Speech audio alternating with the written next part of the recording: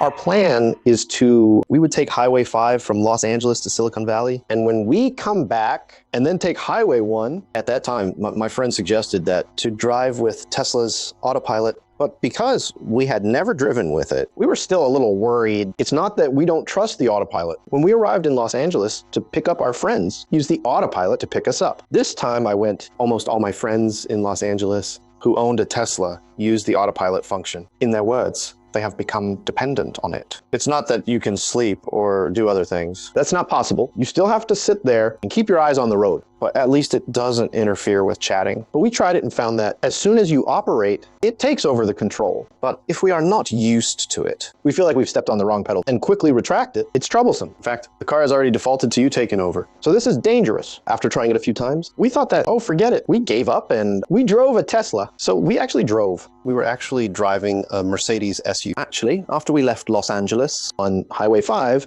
the only difference I felt from self-driving is that maybe our foot had to be on the accelerator pedal because Highway 5 is very straight without any turns at all. I went to Silicon Valley 10 years ago. I only remember the trees in Silicon Valley were huge. Then in Los Angeles, when people talk about San Francisco, they mean Northern California. I thought it wasn't far, but when I drove along Highway 5, I felt the feeling is very strong. Because the plants on the roadside are changing and the state of the ground is changing. That is to say, the section of Highway 5 near Los Angeles.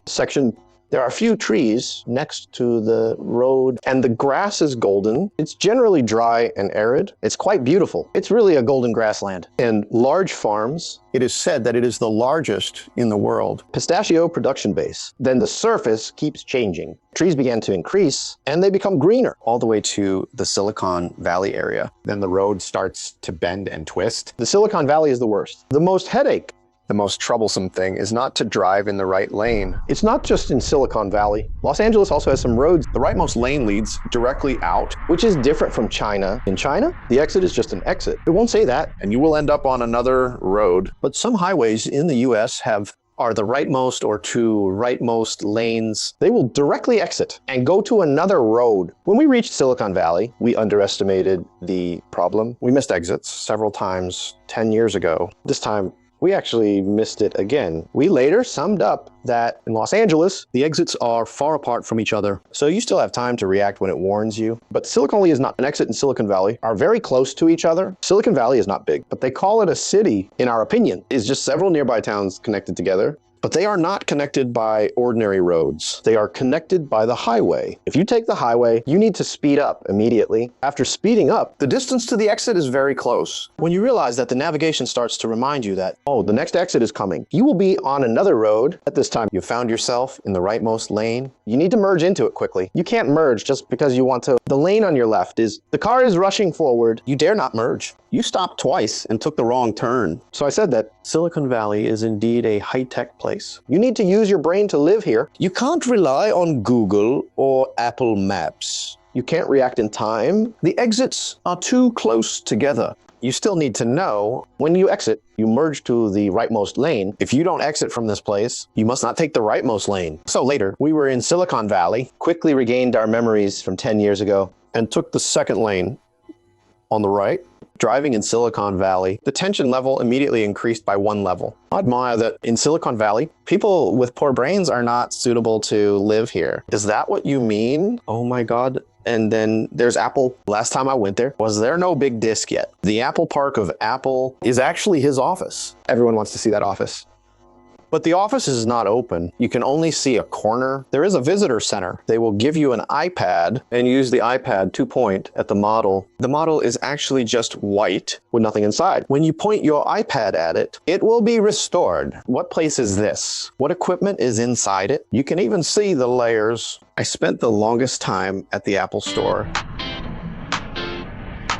This is a model of irradiation. Oh, it's for lighting? It's all solar powered. Right?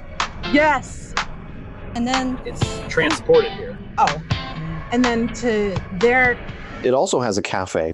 The climate is obviously cooler than in Los Angeles. For example, we sit outside the Apple Visitor Center on the outside of the chair, and there is a shade. Then it's really comfortable. You can sit all day. Buy a cup of coffee. There is an apple drawn on the coffee. Google spends a lot of money. It means color. which is bright, which are more colorful. There are colorful windmills. The Google Visitor Center is also like that. Keep looking what this building looks like exactly, because from the bottom, I don't quite understand what the building looks like. There are some corners and some eaves. The trees on the road next to Google are very beautiful. I think it should be called a redwood tree. There are many, just any tree. It's hard for two people to hug. A friend said that this tree represents the Silicon Valley spirit to some extent. The tree is thick and tall. He said, no, it means it's straight and tall. Right? No. Do you know why it grows so straight and tall? Why does it attract lightning? Why do they attract lightning?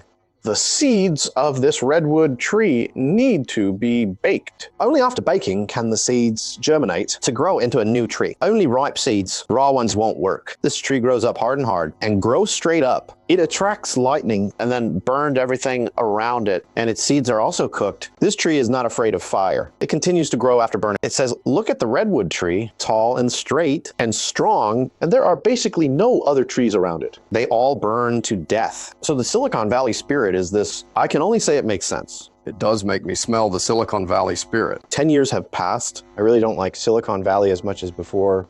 Silicon Valley has indeed brought technology and culture to the world. But Silicon Valley also makes me feel, I find it quite boring now. In Silicon Valley, we only talk about technology and investment. Technology is the hottest topic now. How much annual salary they earn, such as XX company, Has poached AI executives from other companies. and senior technicians. Wow. The annual salary can reach 100 million. This topic is more exaggerated than 10 years ago, but the overall scope remains. 10 years have passed. Silicon Valley is like a redwood tree, has grown taller, straighter and stronger, and attracted and more lightning. See what I to move right 만나보단 oh what I want to move, see what lets you move. Play. Oh my god.